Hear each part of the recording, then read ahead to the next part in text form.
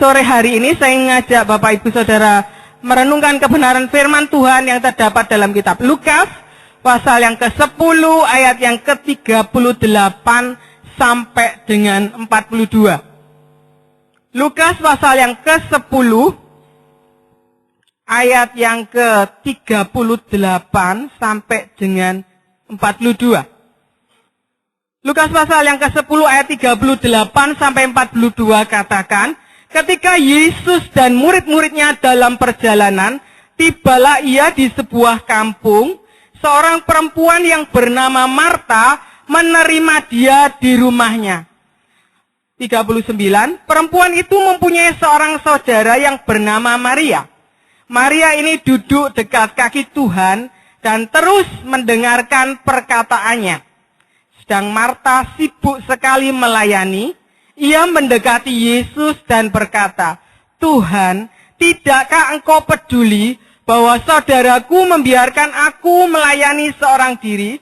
Suruhlah dia membantu aku. Tetapi Tuhan menjawabnya, Marta, Marta, engkau khawatir dan menyusahkan diri dengan banyak perkara. Tetapi hanya satu saja yang perlu. Maria telah memilih bagian yang terbaik, yang tidak akan diambil daripadanya. Bapak Ibu Saudara yang dikasihi Tuhan, beberapa waktu yang lalu saya berkunjung ke sebuah gereja, di mana di gereja itu mengadakan sebuah fundraising gitu. Mereka mengadakan fundraising dengan menjual berbagai macam makanan gitu. Mereka ada yang masak, gerejanya di Portland gitu, di Amerika ya. Mereka masak bermacam-macam masakan khas Indonesia. Orang-orang yang ada di sana kalau sudah dengar masakan Indonesia, mereka begitu semangat sekali dan pengen membeli. Ada yang bikin pastel tutup, ada yang bikin empek-empek, otak-otak begitu. Mereka pada pengen bikin makanan khas Indonesia dan begitu laris sekali kalau misalnya mengadakan fundraising di sana, mereka beli dan dananya yang didapat akan dibuat pembangunan gereja, gitu. Mereka sibuk sekali membuat makanan ini dan itu. Kebetulan saya di sana dan saya bantu bikin otak-otak, gitu. Saudara, semua pada sibuk melayani, bikin ini dan bikin itu. Tiba-tiba ada seorang mereka mendatangkan seorang inspektor kesehatan, gitu ya, dites makanannya. Makanannya dites. Kemudian ketika hampir selesai sorenya itu mereka akan dijual, akan di-launching gitu makanannya. Ternyata dinyatakan tidak layak untuk dijual gitu. Saudara, kalau saudara jadi panitianya, saudara jadi orang yang mengusahakannya untuk itu, kemudian tiba-tiba dikasih seperti itu, dikatakan barangnya tidak layak untuk dijual dan harapan untuk bisa memberikan pembangunan gerejanya itu tidak terlaksana. Apa yang sudah diusahakan ternyata tidak kecapek. Saudara pasti kecewa. Saudara pasti merasakan, waduh, aku ini sudah berusaha keras. Aku sudah berusaha untuk memberikan yang terbaik. Kenapa hasilnya seperti ini? Saudara, saya bisa merasakan kekecewaan mereka. Mereka dinyatakan tidak boleh gitu. Waduh, panitianya begitu down sekali. Tapi kemudian gembalanya di sana mulai mengumpulkan mereka, mulai ngomong bahwa ini saudara sudah melakukan yang terbaik untuk Tuhan.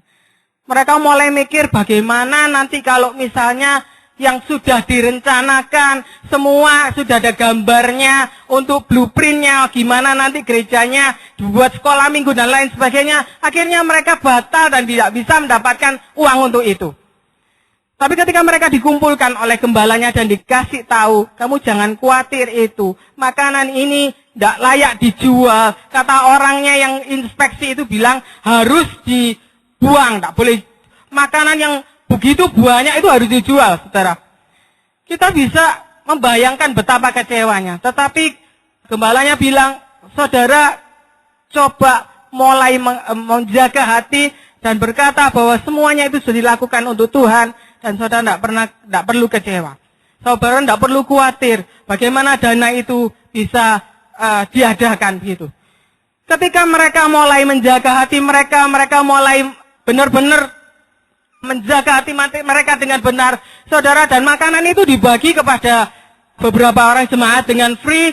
Orang boleh bisa melihat bagaimana kuasa Tuhan itu bekerja, dan banyak orang yang nyumbang tanpa harus membeli makanan itu, sehingga fundraising itu bisa tertutupi dan mereka bisa membangun kelas sekolah minggu. Saudara, ketika kita melakukan sesuatu, ketika kita melayani Tuhan, ketika kita tidak dikhawatirkan dengan perkara apapun dan Tuhan bekerja di dalamnya. Kalau kita melihat di sini tadi tentang peristiwa Marta dan Maria, saudara, kita bisa melihat bagaimana Tuhan Yesus itu ketika selesai dalam perjalanan pelayanannya, dia mampir di rumahnya si Marta. Dikatakan dalam terjemahan lain, dia diundang untuk datang di rumah Marta. Selesai perjalanan pelayanan yang begitu capek, Tuhan Yesus diundang oleh Marta di rumahnya. Saudara, kita tahu bahwa Tuhan Yesus kalau diundang, kalau datang ke sebuah perjamuan, dia biasanya tidak sendirian. Dia pasti membawa teman-temannya. Dia pasti membawa murid-muridnya juga. Kita bisa melihat di perjamuan di Kana, dia membawa beberapa orang muridnya. Saudara, dan Marta tentunya dia begitu sibuk melayani Tuhan, yang tidak sendirian, tetapi dia Tuhan dengan beberapa orangnya. Dia terima Tuhan Yesus di dalam rumahnya. Kita bisa melihat bagaimana si Tuhan Yesus ini selalu ada hubungan dengan orang. Selalu ada persekutuan dengan orang. Kekristenan mengajarkan kita bukan hanya suatu teori, tetapi ada suatu persekutuan dalam kehidupan kita. Ada banyak orang percaya, ada banyak orang yang katanya Kristen, mengenal Tuhan dalam kehidupannya, tapi tidak punya persekutuan dengan Tuhan dalam kehidupannya. Dikatakan di sini Tuhan selalu dekat dengan keluarga Marta, Maria, dan Lazarus. Kita bisa melihat bagaimana ketika Lazarus mati dan Tuhan mulai mengunjungi dia, dan kemudian bagaimana Tuhan Yesus membangkitkan Lazarus dari kematian. Ada satu hubungan, ada satu persekutuan antara Tuhan Yesus dengan keluarga Maria, Marta, dan Lazarus. Kekristenan bukan sekedar teori, kekristenan bukan sekedar hanya dalam pengetahuan saja, tapi kekristenan itu bicara tentang persekutuan. Kekristenan berbicara tentang hubungan.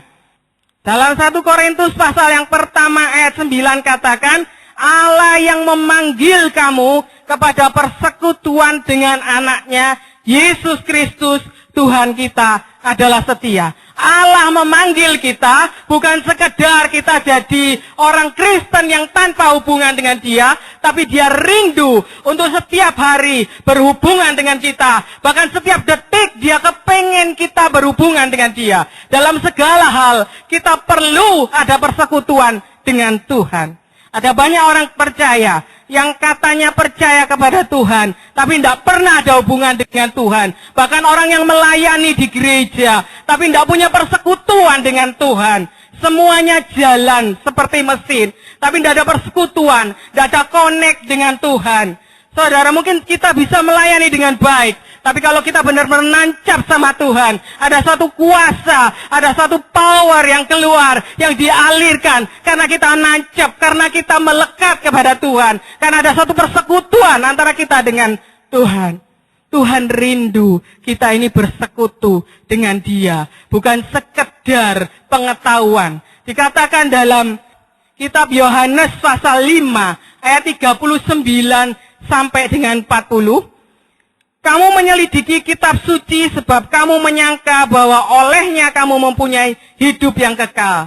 Tetapi walaupun kitab suci itu memberi kesaksian tentang aku, namun kamu tidak mau datang kepadaku untuk memperoleh hidup itu. Saudara, orang Farisi tahu banyak tentang firman. Orang Farisi, orang ahli-ahli Taurat tahu banyak tentang kebenaran firman Tuhan. Tapi dia tidak pernah mengenal Tuhan Yesus secara pribadi. Dia nggak pernah kenal, dia tidak pernah tahu, tidak pernah menerima Tuhan Yesus di dalam kehidupannya.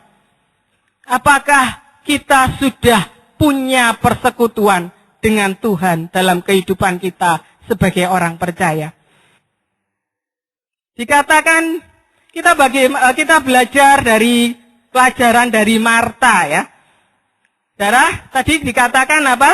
Ketika Tuhan Yesus dalam keadaan lelah, dalam keadaan capek, habis pelayanan, menyembuhkan orang sakit, memberi makan 5.000 orang. Dia datang, diundang oleh Marta untuk berkunjung ke rumahnya. Dan Marta sudah masak, Marta sudah melakukan sepertinya yang terbaik dalam kehidupannya. Dia masak, dia memberikan dia repot-repot, dia melakukan persiapan dengan begitu luar biasa. Tetapi kemudian dia lihat saudaranya yang bernama Maria itu duduk diam di kaki Tuhan. Dia jengkel lihat itu, dia gemas lihat itu. Kenapa kok tidak mau bantu aku? Saudara, dia mulai lihat Marta, dia mulai melihat Maria, dia mulai jengkel, dia mulai khawatir kalau misalnya masakannya nggak jadi gimana. Kalau misalnya waktunya nggak keburu gimana. Kok si Maria ini enak-enakan duduk di kakinya Tuhan. Sepertinya nggak melakukan apa-apa. Kesungguhan hati Marta, pengorbanan Marta, resiko yang dia ambil itu. Tapi apa yang dia dapat dari Tuhan Yesus? Dia ditegur oleh Tuhan Yesus. Tuhan Yesus bilang apa? Marta, Marta, kamu melakukan banyak hal, tapi kamu dikhawatirkan dengan banyak hal. Marta mulai dikatakan dalam terjemahan lain, distracted serving. Dia mulai kacau, perhatiannya mulai terbagi. Karena pikirannya mulai khawatir. Gimana kalau aku sendirian? Aku tidak bisa masak tepat waktunya. Aku tidak bisa melakukan yang terbaik. Kalau senternya mulai dirinya sendiri, dia mulai khawatir. Kalau pusat yang dia lakukan mulai dirinya sendiri, bukan untuk Tuhan. Dia melakukan tidak untuk Tuhan. Kekhawatiran itu mulai masuk. Ada banyak orang yang terlibat aktif dalam suatu pekerjaan, dalam suatu kegiatan apapun juga. Dia sibuk kerja, dia sibuk melayani, tetapi pusatnya, senternya bukan Tuhan sendiri. Tidak melakukan untuk Tuhan.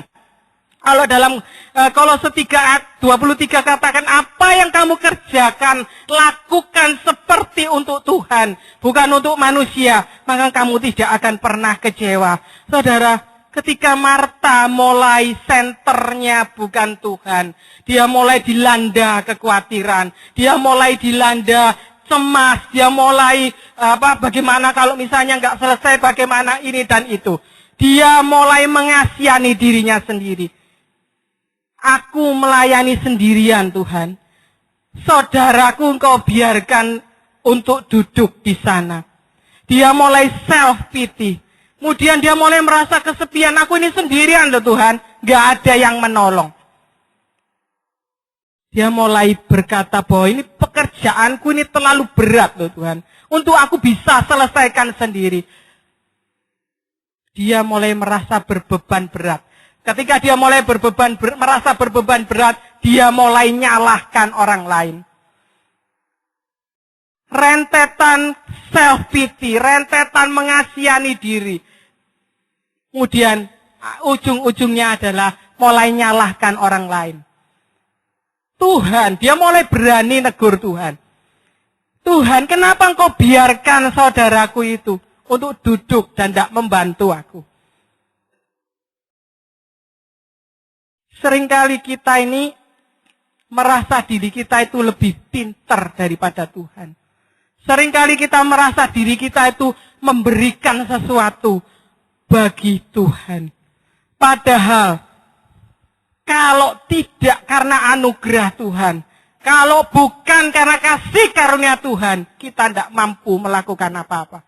Kita tidak akan pernah bisa melakukan apa-apa. Tanpa anugerah, tanpa kasih karunia Tuhan, kita tidak akan pernah bisa berbuat sesuatu kepada Dia. Hanya karena kasih karunia kita bisa mampu melayani Dia. Saudara, kalau sesuatunya berjalan dengan lancar, kalau sesuatunya berjalan dengan baik, maka kita tidak akan bisa mengetahui mutu daripada seseorang itu. Kalau kita kepingin tahu kesehatan kita itu bagaimana, kalau kepingin kita tahu bahwa aku ini sehat dan bugar, saudara cek diri kita masing-masing dengan olahraga. Kita naik gunung gitu. Bu Lydia tuh senangannya naik gunung, hiking gitu. Kalau pengen cek sehat dan bugar, saudara naik gunung. Beberapa waktu yang lalu ada ketika orang-orang pada naik ke Gunung Sinai gitu. Ada beberapa orang yang tidak sehat. Mereka mulai ketahuan bahwa tidak sehat. Ada yang nafasnya sesak sehingga harus dibantu begitu. Demikian juga dengan kehidupan kerohanian kita. Ketika kita dalam keadaan tidak fit rohani kita ketika diberhadapkan dengan masalah, maka kita akan tahu kondisi kerohanian kita itu sehat atau tidak. Ketika kondisi kerohanian kita ini benar-benar fit atau tidak. Kita benar-benar melekat sama Tuhan atau tidak ketika kita diberhadapkan dengan masalah. Dikatakan oleh Tuhan Yesus, Marta, Marta, kamu itu menyusahkan diri dalam banyak perkara. Dia distracted serving. Dia mulai kacau karena apa? Karena pusatnya diri sendiri, bukan Tuhan. Dia merasa seperti superhero yang bisa nolong Tuhan, yang bisa bantu Tuhan, yang bisa melakukan sesuatu untuk Tuhan. Pusatnya Marta sudah bukan Tuhan, tetapi dirinya sendiri. Kita bisa melihat sekarang Maria. Dikatakan dia duduk dan mendengar dari Tuhannya sendiri. Tanda seorang murid adalah dia mau ada submission, ada penundukan diri kepada sang gurunya. Seorang yang jadi murid, kalau kita punya persekutuan dengan Tuhan, kalau kita punya hubungan dengan Tuhan, ada beberapa manfaat yang kita peroleh ketika kita punya persekutuan dengan Tuhan. Yang pertama dikatakan memperdalam pengenalan kita akan Tuhan. Hosea 4 ayat 6 katakan bahwa umatku binasa karena tidak adanya pengetahuan. Kalau kita duduk diam di kaki Tuhan, kita merenungkan kebenaran firman Tuhan, kita ada satu persekutuan dengan Dia, maka kita akan benar-benar mengerti jalan-jalannya Tuhan. Dan yang kedua, dalam persekutuan dengan Tuhan, kita ini bisa mendapatkan ketenangan ketika masalah itu datang dalam hidup kita. Hidup ini ada banyak masalah. Masalah itu datang tanpa diundang. Masalah itu datang sekonyong-konyong dalam hidup kita. Tetapi ketika kita punya persekutuan dengan Tuhan, ketika kita punya hubungan yang intim dengan Tuhan, dikatakan dengan tinggal tenang dan percaya, di situ terletak kekuatan kita. Kalau kita punya persekutuan dengan Tuhan, kita bisa benar-benar tinggal tenang. Meskipun masalah itu datang, kita tahu persis bahwa Tuhan yang memegang kendali dalam hidup kita. Kita bisa meresponi setiap kejadian yang menimpa hidup kita. Kalau tadi pagi Ibu Lydia sharing tentang Roma 8 ayat 28. Kita bisa meresponi setiap kejadian bahwa Allah itu turut bekerja di dalam segala perkara untuk mendatangkan kebaikan bagi orang yang percaya kepada Dia. Orang yang percaya kepada Dia adalah orang yang punya persekutuan dengan Tuhan. Orang yang punya hubungan intim dengan Tuhan. Kita lihat contoh-contoh di Alkitab. Ada banyak orang-orang modern yang tidak punya waktu, sibuk untuk punya persekutuan dengan Tuhan. Bangun pagi langsung mandi dan berangkat kerja. Berangkat yang sekolah, berangkat sekolah. Tanpa ada persekutuan dengan Tuhan. Sehingga ketika masalah itu datang, ketika problem itu datang, maka larinya banyak yang konseling dan lain sebagainya. Tapi kalau benar-benar hidup mereka punya persekutuan dengan Tuhan, nggak akan lari cari hamba Tuhan yang sana dan sini, cari Pagus, cari beli dia. Tidak, tapi benar-benar kalau ada persekutuan dengan Tuhan, ada satu kekuatan, ada satu kemampuan, karena dalam masalah kita akan menunjukkan bahwa ada satu kemenangan yang menanti hidup kita. Kalau kita punya persekutuan yang intim dengan Tuhan. Saya sangat senang sekali dengan ayat yang dikatakan bahwa Maria telah mengambil bagian yang terbaik yang tidak akan pernah diambil daripadanya. Saudara, segala sesuatu ini bisa diambil dalam hidup kita. Apapun bisa diambil. Tetapi di sini dikatakan Maria telah mengambil satu bagian yang terbaik di dalam hidupnya yang tidak bisa diambil daripada dia. Segala sesuatu bisa hilang dalam hidup kita. Tapi kalau kita benar-benar mau jadi murid Tuhan, kita mau ada submission dalam hidup kita, maka damai sejahtera Allah itu, sukacita yang dari Tuhan itu tidak akan pernah diambil dari hidup kita. Mari kita mau jadi Maria yang mau ngambil bagian yang terbaik, duduk di bawah kaki Tuhan, punya persekutuan yang indah dengan Tuhan, sehingga hidup kita benar-benar kokoh jadi Kristen yang kuat, yang tidak tergoyahkan oleh permasalahan apapun. Tuhan memberkati saudara.